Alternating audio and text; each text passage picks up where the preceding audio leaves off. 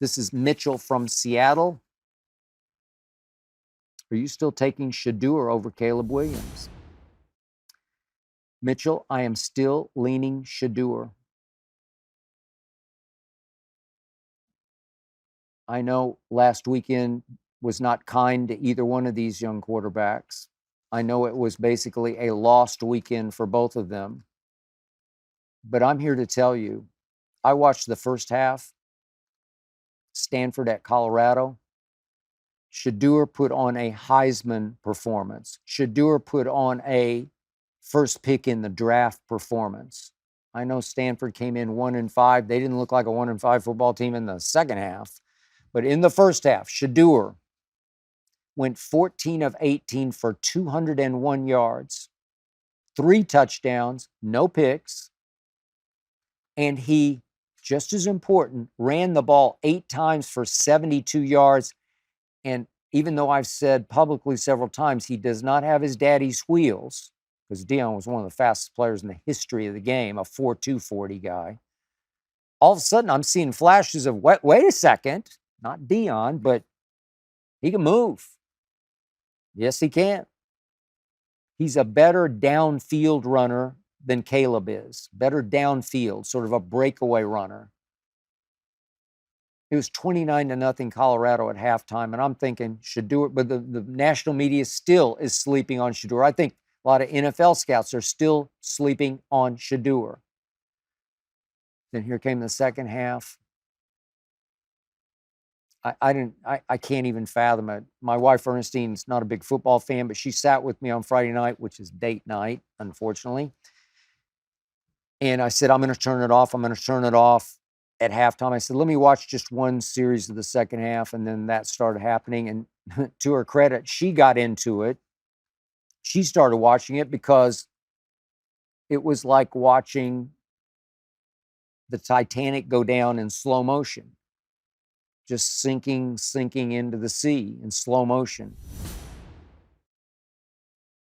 Shedeur didn't do anything awful in the second half. He didn't throw any picks. He didn't get strip sacked, no turnovers, but he kept taking sacks. He kept trying to do the impossible without throwing the football away. He wound up with a -41 rushing in the second half because he took 3 horrendous sacks at all the wrong times. And they lost in double overtime. That kid, Ayo Manor, I'll get it right, from Medicine Hat up in Canada. I don't know where he came from. He looked like Michael Irvin. He'd done next to nothing all year. And then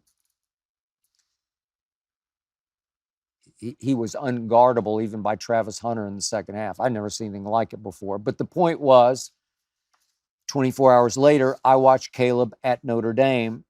And as you probably know, he threw 3 interceptions, and they were pretty ugly. 23 of 37 for only 199, 1 touchdown, 3 picks. QBR was 56, barely over average. They lost 48-20. Lincoln Riley said this week, shockingly to me, he was pretty critical publicly of his quarterback and reigning Heisman winner, and said all 3 of those turnovers, those picks, we had wide open people running around. Wide open people, said Lincoln Riley. We got to finish those plays. It was a shot at the reigning Heisman winner. I also remind you, it'd be interesting to see what Caleb measures when he gets to the combine. I don't think he's much over 6 feet. Again, I was a Bryce Young fan, remain so. I know he's in a tough spot right now and he's struggling. He's had his moments, but Bryce is barely 5'10". So again, if I'm a Bryce fan, I can't knock Caleb for might be a touch under 6 feet tall. He is put together. He's stout. He's got those thunder thighs. I got all that. But too often he resorts to backyard football. He wants to escape, to run around, not to run downfield so much, just to run around until he can find an open receiver and make a highlight throw.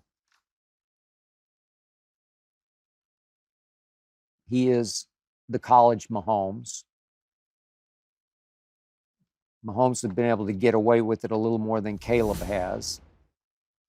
So I look at their overall stats. Shedeur leads the nation in passing yards as we speak at 2,420. That's pretty great. Caleb's 8th. Shedeur's at 72% completions. That's pretty good. That's 10th in the country. Caleb's at 70, not bad, 15th. Caleb has thrown 23 touchdown passes this year. That's first in the country. Don't sleep on Shedeur at 21, which is third. Caleb's got him in QBR by a sizable margin. It's 12th to 35th. But remember, Shedeur's stuck on a football team that was 1-11 a year ago. They got thrown together on the fly through the portal. He's played sensational football given the situation into which he was thrust. I'm sorry, I'm still leaning Shedeur. I hope you enjoyed that video. You ready for more? Make sure you click that subscribe button for all the exclusive content from The Skip Bayless Show. And don't forget to check out the full episode of the show wherever you get your podcasts by clicking the link in the description.